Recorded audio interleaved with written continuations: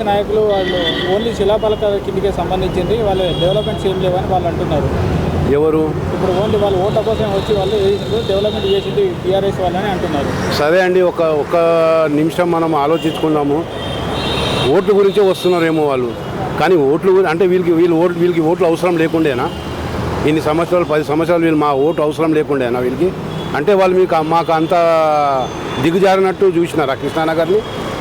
ఇప్పుడు వాళ్ళు ఓటు గురించి వస్తున్నారు, ఓకే నిజం, ఓటు గురించి వస్తున్నారు, కానీ పని చేస్తున్నారు కదా, గ్రౌండ్లో పని నడుస్తుంది కదా, అది నమ్మాలా మేము? లేకుంటే 10 సంవత్సరాల నుంచి వీళ్ళు పని చేయలే, వీళ్ళకి ఓటు మా అవసరం లేదు అని మీరు అనుకుంటున్నారు. సరే, ఓటు అవసరం లేదు వాళ్ళకంటే వాళ్ళకి ఎందుకు ఓటు వేయాలి? మళ్ళీ వాళ్ళు రావాలి, ఏదైనా చెప్పాలి కదా, హామీ ఇవ్వాలి, ఏదైనా చేయాలి కదా.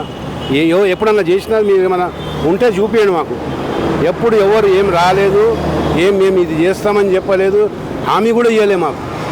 కనీసం పబ్లిక్కి హామీ ఇవ్వాలి, మేము చేస్తాం, ఇది అయిందని హామీ ఇవ్వాలి ఎవరన్నా.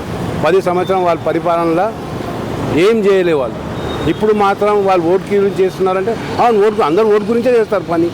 ఎవరు ఓటు గురించి ఎవరు పని చేయరు? వాళ్ళు ఉన్నారు, వాళ్ళు ఎలక్ట్ అయినారు ఓటు గురించే, ఓటుతోనే వాళ్ళు ఎలక్ట్ అయినారు. మరి పని చేస్తేనే వాళ్ళకి ఓటు ఇస్తారు, పని చేస్తున్నారు, ఓటు ఇస్తారు వాళ్ళకి.